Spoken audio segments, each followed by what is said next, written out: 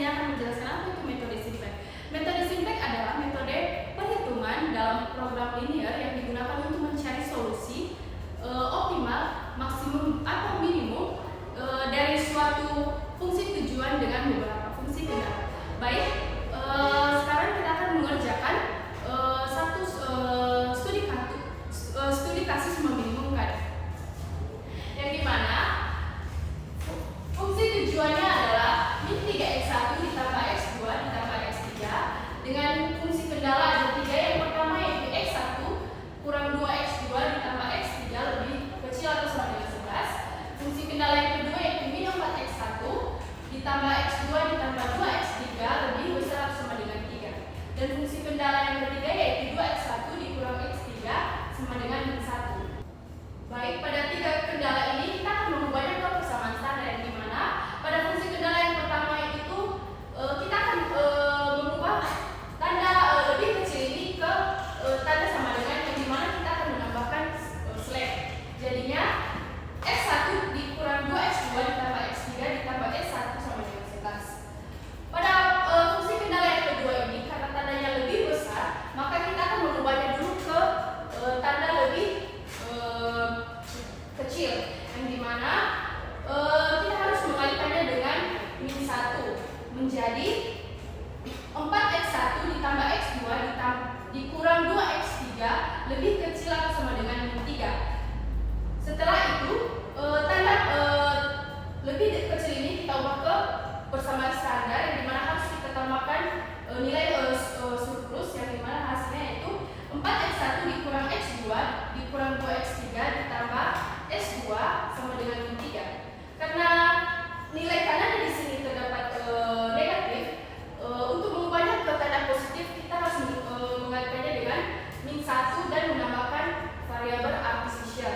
Jadi hasilnya yaitu min 4x1 ditambah x2 ditambah 2x3 dikurang x2 ditambah x1 sama dengan 3. Nah, pada fungsi kendala yang ketiga ini kita tidak mengubah tanda lagi, tetapi pada nilai kanannya terdapat nilai negatif, maka kita harus mengubahnya ke nilai positif, yang dimana kita kalikan dengan min 1 dan menambahkan variabel artificial, yang dimana hasilnya yaitu min 2 x1 ditambah x3 ditambah f2 sama dengan 1. Setelah kita mengubah ketiga fungsi kendala ini, maka kita akan mencari nilai f1 dan f2, yang dimana terdapat pada fungsi kendala yang kedua dan fungsi kendala yang ketiga.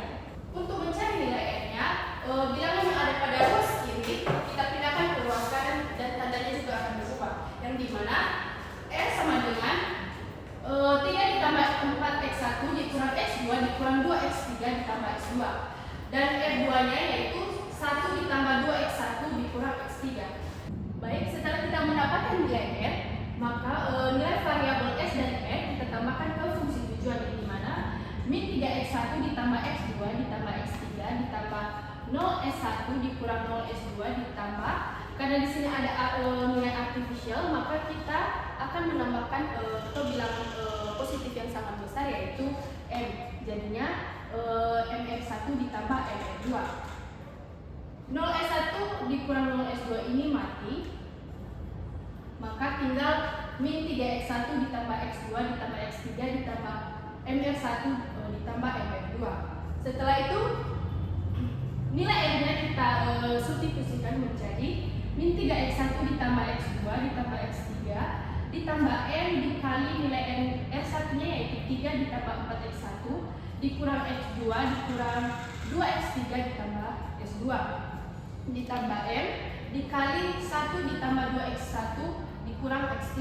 Hasilnya menjadi min 3x1 ditambah x2 ditambah x3 ditambah 3m ditambah 4mx1 ditambah mx2 dikurang 2mx3 ditambah ms2 ditambah m ditambah 2mx1 dikurang mx3.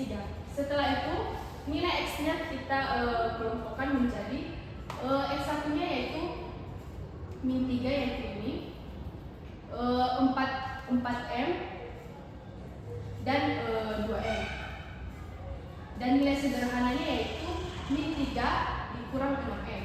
Nilai x2 nya yaitu 1 dan min mx2.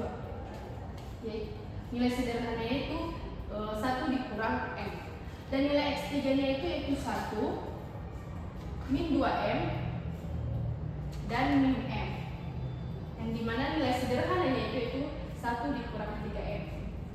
Setelah itu kita, karena di sini terdapat nilai konstanta yaitu 3m, ms2 dan m, maka 3m ini ditambahkan dengan m maka menjadi hasilnya 4m. Maka fungsi tujuannya yaitu 3 ditambah 6m ditambah min 1 ditambah mx2 ditambah min 1 ditambah 3mx2 dikurang ms2 sama dengan 4m.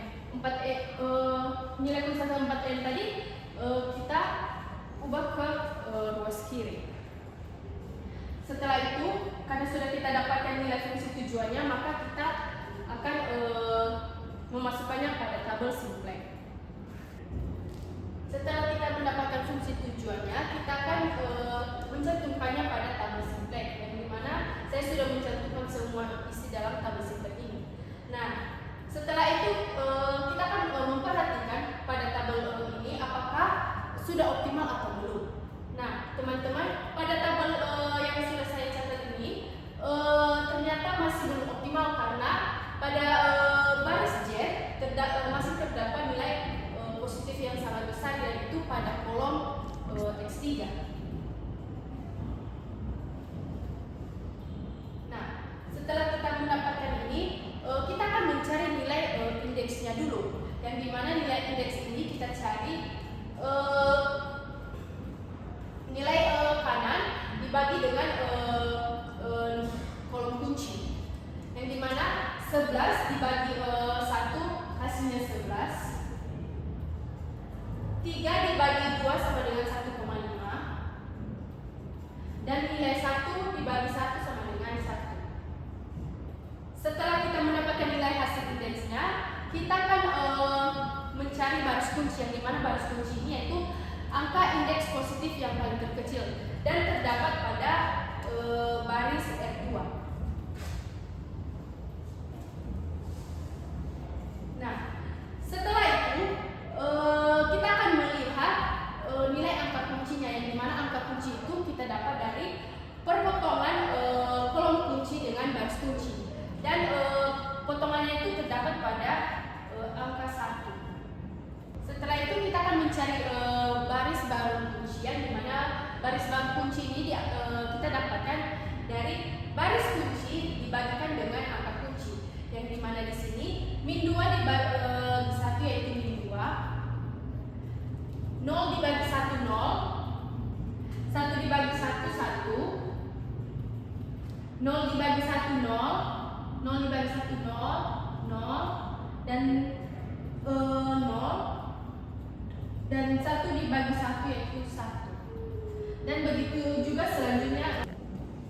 Kemudian kita akan mencari baris baru lain, yang dimana baris baru lain ini kita dapatkan dari baris lama dikurang nilai kolom kunci dikali nilai baris baru kunci, yang dimana di sini yaitu Z sama dengan 3 dikurang 6M dikurang min 1 ditambah 3M kali min 2.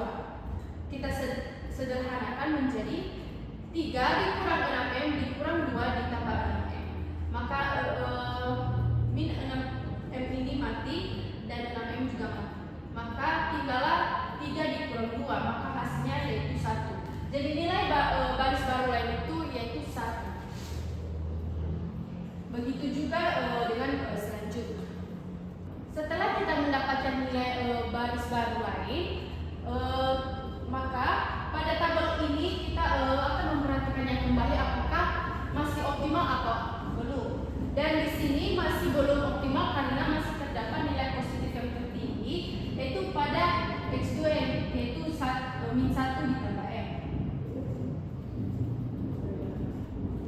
Nah, setelah ini kita akan mencari nilai angka indeksnya dulu, yang dimana nilai kanannya dibagi dengan kolom kunci.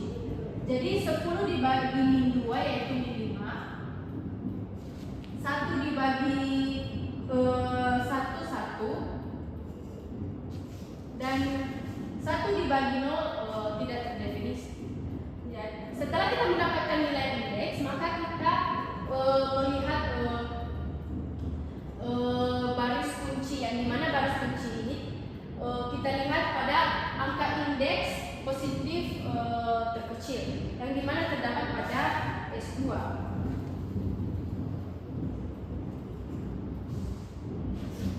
Setelah itu kita akan mencari nilai angka kuncinya, yang dimana angka kunci itu perpotongan kolom kunci dan baris kunci, dan terdapat pada nilai angka 1. Setelah itu kita akan mencari baris baru kunci, yang dimana baris kunci dibagi dengan angka kunci. 0 dibagi 1 0, 1 dibagi 1 dengan 1, 0 dibagi 1 0, 0 dan seterusnya sampai angka 1 ini. Nah, setelah kita dapatkan itu, kita akan mencari baris baru lain, yang dimana baris baru lain ini yaitu baris lama dikurang nilai kolom kunci dikali nilai baris baru kunci. Hasilnya yaitu Z sama dengan baris lama yaitu 1 dikurang min 1 ditambah M dikali 0. Hasilnya yaitu 1 dikurang 0 dan nilai Z-nya yaitu 1. Jadi di sini baris baru lainnya yaitu 1. Dan begitu juga seterusnya. Setelah kita mendapatkan baris baru lain, maka kita akan memperhatikan pada tabel ini kembali apakah masih optimal atau belum. Nah, ternyata pada tabel ini masih belum optimal karena masih terdapat nilai positif, yaitu pada kolom X1. Setelah kita mendapatkan nilai kolomnya, maka kita akan mencari nilai indeks, yang dimana nilai indeks itu nilai kanan dibagi dengan nilai kolom kunci, yang dimana 12 dibagi 3 yaitu 4, 1 dibagi 0 tidak terdefinisi, dan 1 dibagi min 2 yaitu min 0,5. Setelah kita mendapatkan nilai indeksnya, maka kita akan mencari nilai baris kunci, yang dimana baris kunci itu yaitu angka indeks positif yang terkecil, yang terdapat pada baris S1. Setelah kita mendapatkan baris kuncinya, maka kita akan melihat angka kunci, yang dimana angka kunci ini yaitu perpotongan nilai kolom kunci dan baris kunci, dan terdapat nilainya yaitu 3. Setelah itu kita akan mencari baris baru lain, yang dimana rumusnya itu baris kunci dibagi dengan angka kunci. Jadi 3 dibagi 3 yaitu 1, 0 dibagi 3 0, 0 dibagi 3 0, 1 dibagi 3 yaitu 1/3, min 2 dibagi 3 yaitu min 2 1/3, 2 dibagi 3 yaitu 2/3, dan min 5 dibagi 3 yaitu min 5 1/13, dan 12 bagi 3 yaitu 4. Setelah itu kita akan mencari nilai baris baru lain, yang dimana baris baru lain ini yaitu baris lama dikurang nilai kolom kunci dikali nilai baris baru kunci, yang dimana Z sama dengan 1 dikurang 1 dikali 1 sama dengan 1 dikurang 1, dan hasilnya yaitu 0. Jadi baris baru lain yaitu 0. Dan begitu juga dengan selanjutnya. Setelah kita memasukkan semua nilai pada tabel ini, maka kita akan memperhatikan apakah sudah optimal atau belum. Ternyata pada tabel keempat ini sudah optimal karena nilai Z-nya 0 atau negatif. Demikian penyelesaian studi kasus meminimumkan ini. Sekian dan terima kasih.